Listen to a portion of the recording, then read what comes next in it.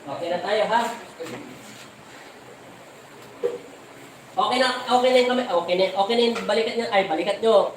Yung upper back, lower back nyo, te. Balakang. Patimpa nyo. Okay na. Hindi na masakit. O, ang sakit mo, umikilang yung paa mo. Tapos in-alignment ko lang yung doon sa may balakang mo. Kasi dapat talaga pag may edad na kayo, minsan nagpapa-stretching kayo, nagpapa-alignment. Wala nang problema yan sa isang buwan, isang beses. Nagpapamasahe kayo, parang i-relax nyo lang yung katawan. May stretching nyo lang, para lang kayo nagsusumba-sumba. Tapos pag, everyday, para lang kayo, umikot-ikot lang yung kahit dahan-dahan lang. Tapos pag ikot nyo dahan-dahan, para lang kayo, ginagalaw ka lang yung payo. Tapos minsan itaas nyo yung payo ng 30 minutes. Matraas na kayo. 3 minutes lang. Kung nakangat yung payo, lagi nyo ng unan, pag natutulog kayo, taas nyo na lang. Maganda yung parang mga muscle nyo, nagagalaw. Lalo sa mga matatanda. Kunyari, may muna mataas, ilagay mo yung paa mo. Tapos ganun ka. Nakahiga ka lang ganun. Kaya nasa upuan ka, para ka lang nagaganito. Taas na mo lang po, nanonood ka TV. Ito. Maganda ito. Taas. Kaya, para ka lang itataas mo lang yan. Gano'n mo lang. 3 minutes lang. Gusto mo, 2 na. Lagyan mo ng unan para maganda-ganda kape.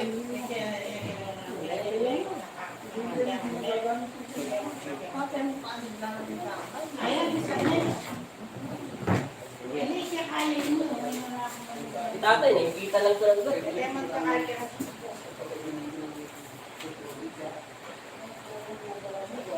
Gantay, ha? Medyo ko kayo ng pasiri. Tama ba?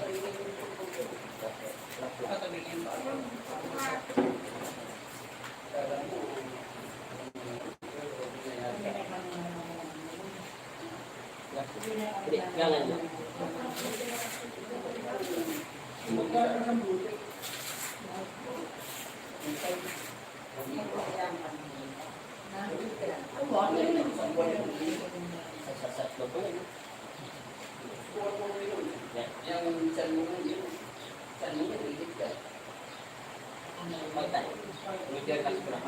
Step lang yung big. Labas. Pupong karto. Yan.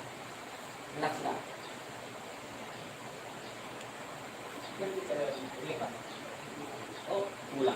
Gas. Huwag mo isasama ka daw. Relax lang. Yan ako. Dito muna tayo strong lang. Tingin pa. Todo pa. Okay. Umano. Hinga na mayos. Hinga lang sa next one. Okay, magsasalita. Relax lang. Kapita. Okay. Nailin. Nailin mo yan? Sige lang.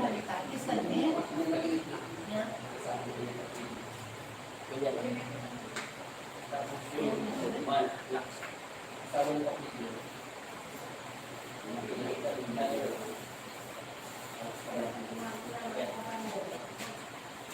Nawala na. Wala na. Masakit pa. Wala na.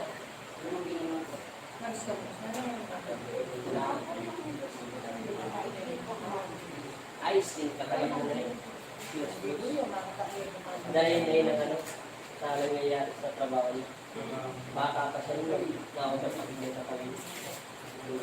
Kaya hindi niya kailangan yun. Marami siya sa pagiging. Ano nga siya, ninarap namin yung operasyon. Oo, operasyon ko pwede mo kasi. Pero pwede ka rin piskin na katawan para mag-post pa pa sa pagiging na kasi.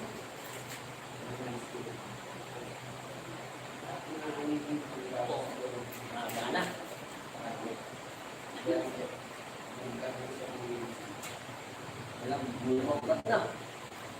Wala na sakit, oh. Oh, kahit ginitin mo. Susunod. Alamang gamot. Taposin bayabas, taposin bayabanong, pitong mangga, balaba, 7 piraso, luya, kasi laki ng posporo, 7 piso. Tapos dapat kirakin tapong tubig, isang basong panalangin. Sa isang linggo na ng beses na magsusunod. Hindi nga na sintro na lang ako. Sa'yo lang yun. Kahit ito na sinasabi. Ulat nyo. Sa Facebook mo ba yan? Hindi, sa YouTube channel niya. Hinga.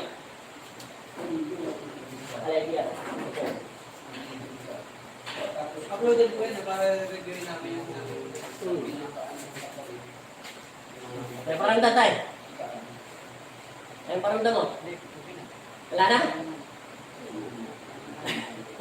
Sana lang tayo ng gano'n. 5 minutes lang, di ba? Sanay na kasi ako yan. Kaya mabilis ko lang yung ginagawa minsan. Napakabilis ng kamay ko kasi kabisado na ng utak.